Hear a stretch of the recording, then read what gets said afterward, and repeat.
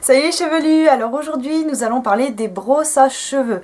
Alors quelle brosse à cheveux choisir, parce que c'est vrai qu'il y a beaucoup de types de brosses qu'on peut trouver au magasin, au supermarché, chez le coiffeur ou autre. Donc c'est vrai que c'est pas évident de choisir, et donc je vais vous expliquer pourquoi moi j'ai choisi tel type de brosse et pourquoi. Alors déjà, il y a les brosses classiques en plastique qui provoquent de l'électricité statique à vos cheveux. Donc déjà c'est pas top de ce côté là, parce qu'après vous vous trouvez avec une touffe à la Jackson 5. Donc déjà c'est pas... voilà, c'est pas, je pense pas que ce soit l'effet souhaité. De plus, en général, au bout des pics se trouve une boule, donc qui se coince au niveau de vos cheveux et qui provoque des nœuds et des cassures. Donc déjà pas top. Enfin, qui provoque des nœuds. Enfin, qui essaye d'enlever les nœuds tout en les cassant, si vous voulez un petit peu. Donc voilà, déjà ça c'est pas terrible non plus. Après vous avez les brosses, je sais pas comment ça s'appelle, qui sont rondes, avec plein de petits pics, tout en plastique. Bon ça c'est pas top non plus, parce que électricité statique à mort, quoi, ça c'est sûr. Donc ça c'est pas la peine non plus. Après vous avez tout ce qui est peigne en corne. J'ai jamais essayé la corne, mais bon pourquoi pas.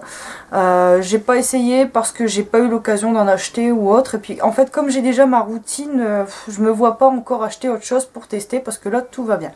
Donc après vous avez tout ce qui est brosse en nylon.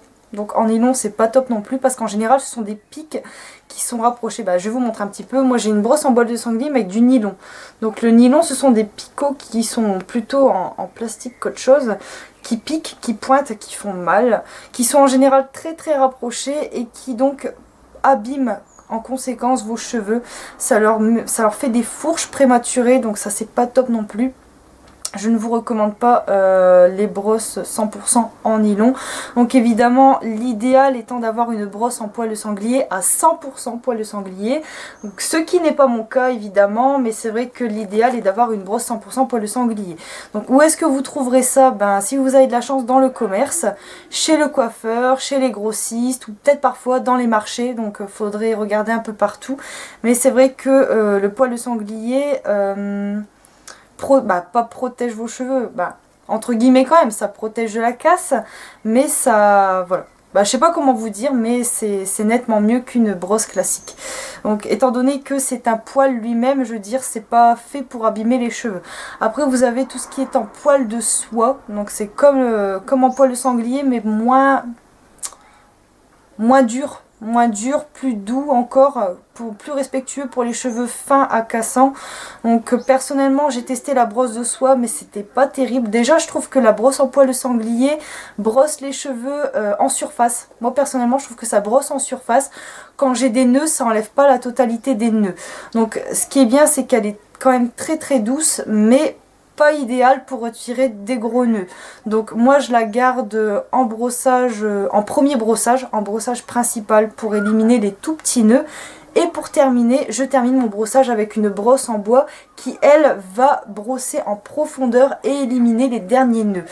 Donc de même, la brosse en bois de sanglier est génial quand on a les cheveux fins qui manquent de masse. Vous brossez vos cheveux tête à l'envers, volume garanti, ça c'est sûr. Donc évidemment moi ça me donne un peu trop excusez-moi, un peu trop de volume. Donc je termine mon brossage également avec la brosse en bois qui me permet d'éliminer le volume. Donc la brosse en bois évite l'électricité statique, ce qui est déjà pas mal du tout. De plus, là c'est la marque Tech, mais bon ça se voit plus, l'inscription n'y est plus. Mais elle permet aussi de masser le cuir chevelu. Donc comme vous voyez, les pics sont pas pointus, ils sont quand même assez arrondis, il n'y a pas de boule au bout, ce qui fait que ça n'arrache pas les nœuds. Donc elle masse le cuir chevelu et donc stimule la pousse des cheveux, donc ce qui est aussi très bien. Donc après bon, moi j'utilise au quotidien, donc après je sais pas si vraiment ça fonctionne. Bon après il faut dire que la brosse a quand même quelques années devant elle, puisqu'avant les pics étaient noirs et là vous pouvez constater qu'ils ne le sont plus. Donc j'ai quand même plutôt bien utilisé, mais c'est vrai que les brosses Tech sont vraiment mes préférées. Un petit peu cher à l'achat, bon d'ailleurs comme vous pouvez voir moi j'ai pris la petite taille, parce que c'est vrai que la grosse taille est quand même relativement chère, et la grosse taille je la recommande plus principalement pour les cheveux qui sont très épais. Donc voilà un petit peu. Donc moi quand je me démêle les cheveux, c'est d'abord la brosse en poil de sanglier et ensuite la brosse en bois. Donc après c'est à vous de faire votre choix en fonction de votre type de cheveux. Si vous avez les cheveux très volumineux, bouclés, je vous recommande pas forcément la brosse en poil de sanglier. D'ailleurs les cheveux bouclés ne doivent pas être brossés, mais ils doivent être peignés. Donc il vous faut pas une brosse à bout rapproché. Je veux dire, il vous faut quand même des dents assez écartées pour vous brosser, pour vous peigner, excusez-moi, les boucles. L'idéal étant quand même les doigts des mains, je veux dire. Après, il faut aussi mouiller vos cheveux parce que sinon vous allez carrément détendre vos boucles. Ça va pas faire très beau, ça va faire même crépus, donc voilà, pas terrible. Après, moi j'ai les cheveux fins à normaux, donc comme vous voyez, ben moi ces deux systèmes de brosse conviennent parfaitement bien. Bon, bien sûr, celle-ci j'utilise surtout quand ils sont légèrement humides, mais après, voilà, au quotidien, c'est surtout celle-là.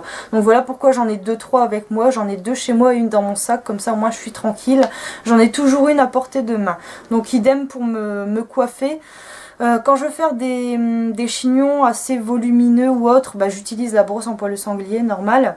Ou quand je veux faire une coiffure plus stricte, plus serrée ou classique, bah, j'utilise la brosse en bois. Donc voilà, comme vous voyez, il y a en plastique, en corne, etc.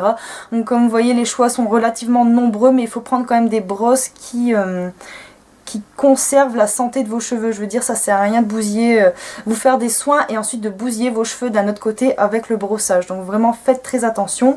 Et lorsque vous avez des nœuds, faut pas tirer vers le bas, faut remonter petit à petit dans la chevelure pour extraire le nœud. Donc voilà, j'espère que mes petits conseils vous auront plu. Et vous dis à très bientôt pour la prochaine vidéo. Salut!